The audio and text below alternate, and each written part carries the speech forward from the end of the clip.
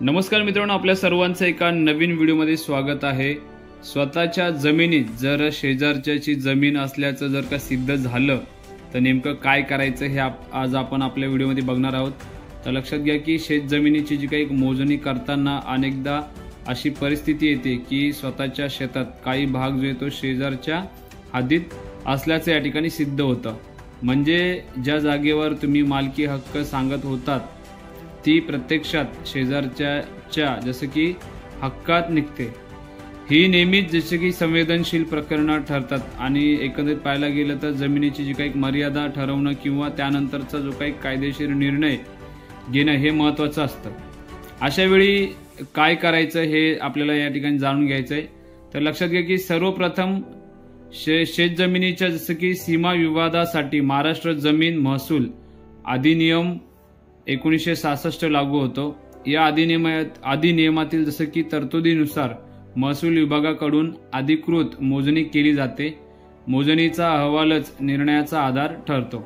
तर लक्षात घ्या की मोजणीचा जो काही अहवाल आहे तो काय सांगतो, जसं की राजस्व विभागाकडून मोजणी अधिकारी मोजणी करतो। त्याचबरोबर मोजणीचे काम करताना सरकारी नकाशे, फेरफार नोंदी, जुने तक्ता, गाव नमुना क्रमांक 8A आणि 12 यांचा जो काही अभ्यास या ठिकाणी होतो। तर या मोजणीमध्ये असं की प्रत्यक्षात जी जागेची जी काही सीमा आहे ती निश्चित केली जाते आणि त्यानंतर अधिकृत अहवाल तयार होतो। जर या मोजणी अहवालातून असे सिद्ध झाले की स्वतःच्या शेतात जसं की शेजारच्याची जागा आहे तर संबंधित जमीन जे ते शेजारच्या मालकीची आहे हे मान्य करावे लागते। हा अहवाल अत्यंत महत्त्वाचा पुरावा मानला जातो। तर अशा परिस्थितीत जे काही पुढे काय करायचं ते लक्षात घ्या की मोजणी अहवाल मिळताच तो नीट वाचा आणि आपला जो काही फेरफार आहे तो फेरफार नोंद जे ती तपासा। तर त्यानंतर असं की अहवालावर जर आक्षेप असेल तर तहसीलदार कार्यालयात 30 दिवसांच्या आत लेखी हरकत दाखल करावी। त्यानंतर तहसीलदार दोन्ही पक्षांना सुनावणीस या ठिकाणी बोलवतात। कागदपत्रांची जी काही पडताळणी होते, साक्षीदारांचे म्हणणे नोंदवले जाते। त्याचबरोबर त्यानंतर जसं की सर्व तपासणीनंतर तहसीलदार अंतिम निर्णय देतो।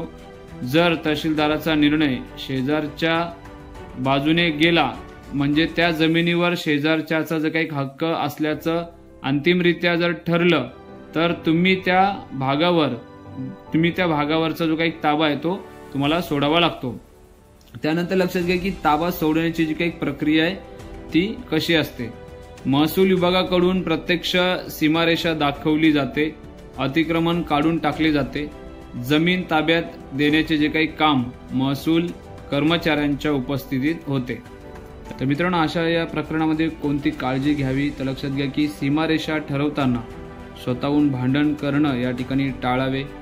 तोंडी करार किंवा जुनी जी काही समजूत लेखी नसेल तर त्याचा जो काही आधार या ठिकाणी मानला जात नाही। जर तहसीलदारांचा जो काही निर्णय आवडला नाही तर जिल्हाधिकारी किंवा सिव्हिल कोर्टात अपील करता येते। त्यानंतर जसं की नियम काय सांगतो तर लक्षात घ्या, महाराष्ट्र जमीन महसूल अधिनियमाच्या कलम 149 नुसार सीमा मोजणी व वाद निवारणाचा जो काही अधिकार महसूल विभागाला आहे। मोजणी अहवाल व सुनावणी प्रक्रियेनंतरचा जो काही आदेश कायदेशीर बंधनकारक असतो।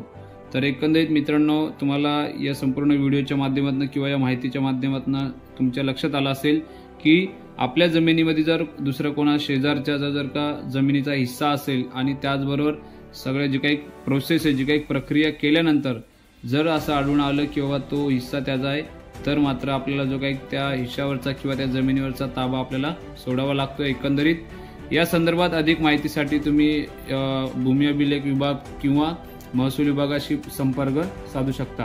तर माहिती कशी वाटली कमेंट बॉक्समध्ये नक्की कळवा। त्याचबरोबर जर चॅनलवर नवीन असाल तर चॅनलला सबस्क्राईब करा। तर पुन्हा भेटू एका नवीन व्हिडिओसोबत। नमस्ते, जय हिंद, जय महाराष्ट्र।